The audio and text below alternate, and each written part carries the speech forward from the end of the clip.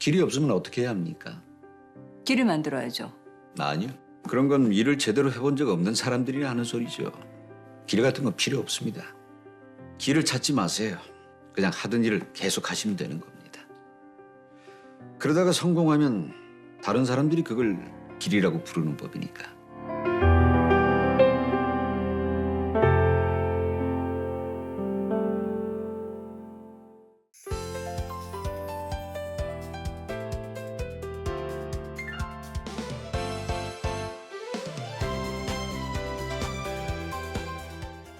지금 혹시 길조차 없는 벽 앞에서 한숨 짓고 계실까요? 그럴수록 응원이 필요하겠죠. 지금 당신은 새로운 길을 내고 있는 중일 테니 말입니다. 지금 내가 하고 있는 일이 누군가의 길이 된다. 오늘은 이 말 기억하면서 하루 힘차게 열어가 보시죠. 여기는 여러분을 응원하는 뉴스베이커리입니다.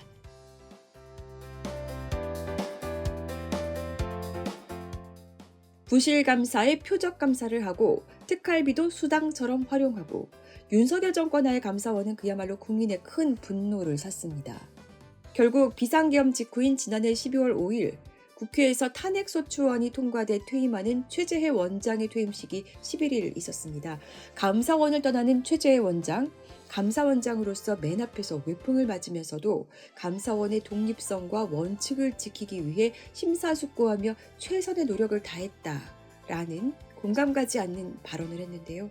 와, 2022년 7월 29일 기억하십니까? 국회 법제사법위원회에서 감사원은 대통령의 국정 운영을 지원하는 기관이라고 생각한다.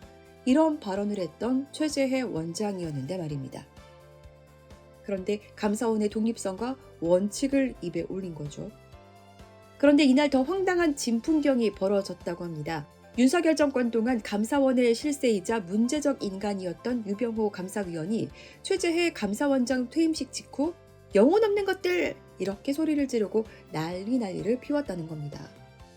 심지어 신신의 아줌마의 노래죠. 세상은 요지경 노래를 틀며 조롱하기까지 했다는데요.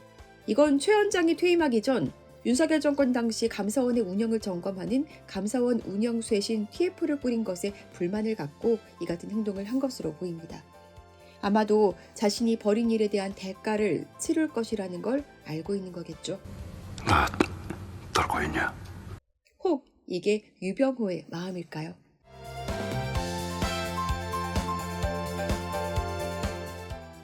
(11일) 국민의힘 의원들이 대검찰청에 집결했습니다. 검찰이 대장동 사건에 항소하지 않자 항의 방문을 한 건데요. 검찰 구형보다 높은 징역형이 선고되는 등 항소를 하더라도 실익이 없어서 항소하지 않은 것을 두고 마땅히 해야 할 항소를 하지 않은 것처럼 호도하며 난리를 피우고 있는 국민의힘, 아니 국민의짐입니다. 검찰 구형보다 낮은 형이 확정됐지만 검찰이 항소하지 않은 그 수많은 사건에는 입을 닫고 있다가 이건 웬 난리입니까?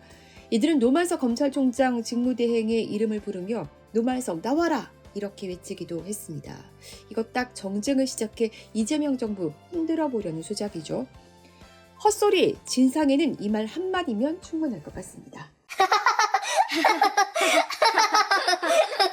꺼져!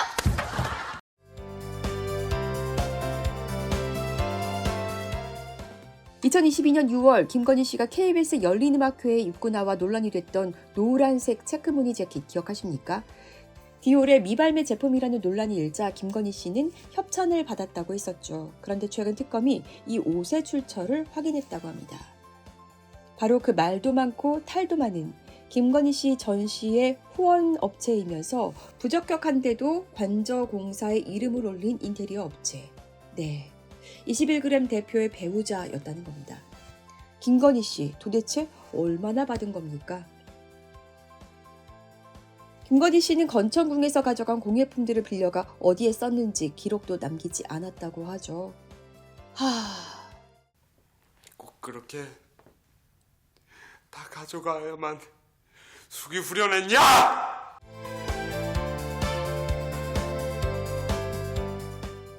쿠팡 노동자가 또 숨지는 사고가 발생했습니다. 제주에서 쿠팡 새벽 배송 업무를 하던 30대 기사가 새벽 시간 차를 몰고 가다 목숨을 잃은 건데요. 부친 장례식을 치르고 충분히 쉬지 못한 상태에서 야간에 졸음 운전을 한 것으로 추정된다고 합니다. 사실 쿠팡 배송 기사들은 쿠팡에서 일하지만 정확히는 쿠팡 노동자가 아니라고 합니다. 노동자 관리는 자회사인 쿠팡 로지스틱스 서비스가 맡고 있고 또 심지어 쿠팡 로지스틱스 서비스와 계약한 대리점 소속인 경우도 있습니다. 이번에 사고를 당한 노동자 역시 대리점 소속이라고 합니다. 최근 쿠팡이 새벽 배송을 둘러싸고 찬반 논란이 뜨겁죠. 현실적인 대안이 없는 한 아무리 찬반 논란이 탁상 위에서 뜨겁게 달궈지든 새벽 배송이 갑자기 없어지진 않을 것 같습니다. 그런데 중요한 건 누구도 위험한 노동 환경에 처하지 않는 세상을 만들려는 노력 도대체 얼마나 하고 있는 걸까요? 위험한 걸 알면서도 그 일을 하고 무리인 걸 알면서도 그 일을 하고 몸에 좋지 않은 걸 알면서도 식사를 거르거나 몸에 안 좋은 음식을 먹고 숨가쁘게 살아가는 사람들. 이것 하나만은 기억해야 할 겁니다. 이런 노동이 과연 자발적인 걸까요?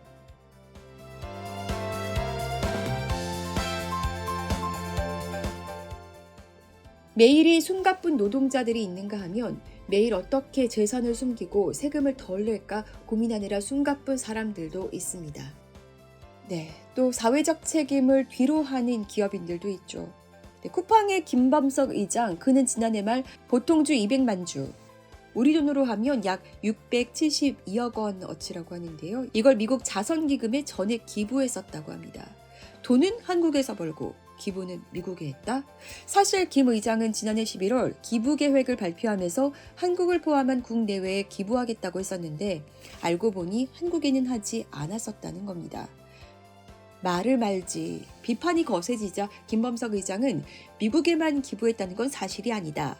국내 의료기관과 종교단체 등에도 지속적으로 기부를 진행하고 있다고 반박했습니다. 종교기관이라. 종교가 종교의 역할을 하지 못하고 세상에 짐이 되는 경우가 많은 현실인지라 왠지 느낌이 쏴한데요. 어떤 종교기관에 얼마나 기부했는지 궁금해지네요. 저기요, 그냥 쿠팡 노동자들 안전에만이라도 신경 써주시면 안 될까요? 기부보다 노동 환경의 투자를 강력하게 권합니다. 그러고 보니 내일은 전태일 열사가 근로기준법을 준수하라고 외치면서 분신항거한 날입니다. 1970년 11월 13일의 전태일, 그리고 오늘날의 전태일들을 응원하고 사랑합니다. 지금까지 뉴스베이커리였습니다.